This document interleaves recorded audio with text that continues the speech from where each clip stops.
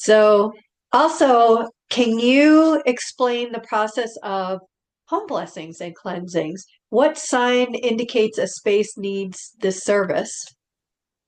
Well, usually people they're having, paranormal activity in their house. Things are moving around or things are hearing weird noises, that kind of stuff. Sometimes it's just the energy in their home just doesn't feel good, right? And like you ever walk into a house or a building and it just feels kind of creepy, or it just feel the energy feels a little bit off. And so what I do is I read energy. So if you take the paranormal and mystical out of it and just look at it from a scientific standpoint, really what I do is I read energy. Because everything has energy. Our souls are energy, whether we're in our bodies or not, our souls are energy, and energy doesn't die. And houses also hold energy. And so, um, and so I can read the energy in the house. I can tell if it's ghost like spirit activity, if it's a spirit that's in the house, or if it's just negative energy that needs to be cleared. Somebody likes to hang out in bars a lot, they might be bringing home a lot of negative energy with them, and just different things. If you have a lot of people coming in and out of your house, or remodeling, construction, whatever, that can bring in some negative energy. And so when I go into those homes, I assess it to see what it is. If there's a spirit, if somebody passed and didn't cross over, because sometimes people don't always cross over. Sometimes they're, depending on the circumstances of their passing, they're afraid to cross over. So, and those spirits always feel very different because those spirits feel frustrated. They feel frustrated, they feel irritated because they haven't crossed over. And when you cross over, you get healed. And Right. they haven't crossed over yet, and so they haven't gotten healed yet. So they're just really grumpy and irritable here, and then I can help them cross over. Okay. So I can either clear any negative energy. If it's just an energy thing, I can clear any negative energy in somebody's house. Or if it's a spirit that needs to move on, I can help the spirit move on. Do you have any examples of, that stick in your mind of when you've done that?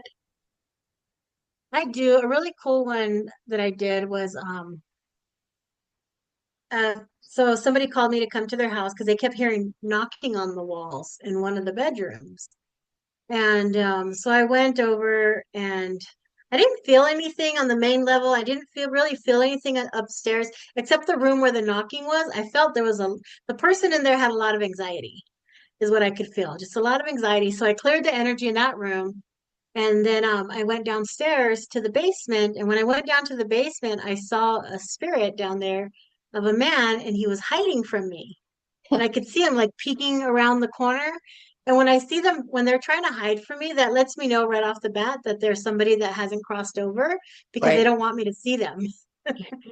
And so, And so mostly I, people don't see them, so it's interesting. Do they realize that you can see them? And do they yeah, hide when other people, uh, I'm assuming again, I'm assuming a lot in this interview. no, no, you're fine. When Um, if it's a spirit that most people don't see, do you know if they hide or not, or if they just know that um, you might be able to see them? they know who can see them because so so spirits are energy, right? So they see energy where they can see our energy. Now my energy, because I'm very open, my energy is big and bright. Okay. It's very big and bright. And so when they see me coming, they're like, whoa, whoa, who's that? Where somebody that's not open, their energy will be smaller and not as bright. And so they're not really worried about them because they know they probably can't see them. But Gotcha. they see me coming with my big, bright energy, and they're just kind of like, whoa, who's that coming? Let me hide. And and so I told my client, I said, there's a man in here, he's in his 40s. I said, I feel like he struggled a lot with addiction. I feel like he overdosed on drugs. And I said, and he's been kind of just hanging, he's the one hanging around here. And she said, "Oh, that's my ex." Because yeah, I know who you're talking about. I described what he looked like.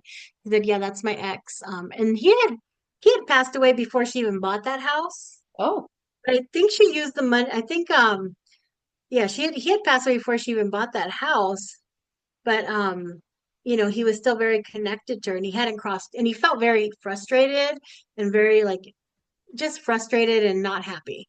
And I said, he hasn't crossed over. We need to tell him to cross over. And so I said, you need to tell him to cross over. I told him he needed to go into the light. I told her, you need to go into the light. She told him, you need to go into the light. And, I did the clearing down there, and usually we'll sage the room.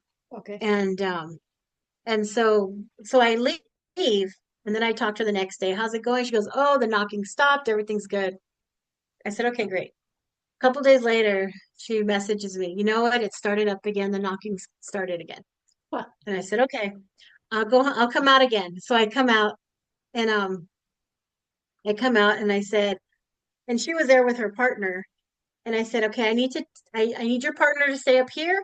And and me and you are going to go down to the basement. She's like, okay. So we go down to the basement, and I said, you need to make sure you're letting him go. Because she still had a lot of grief around that situation. And I said, you also have to let him go. He's hanging here because he's got unfinished business, but also you're not letting him go either.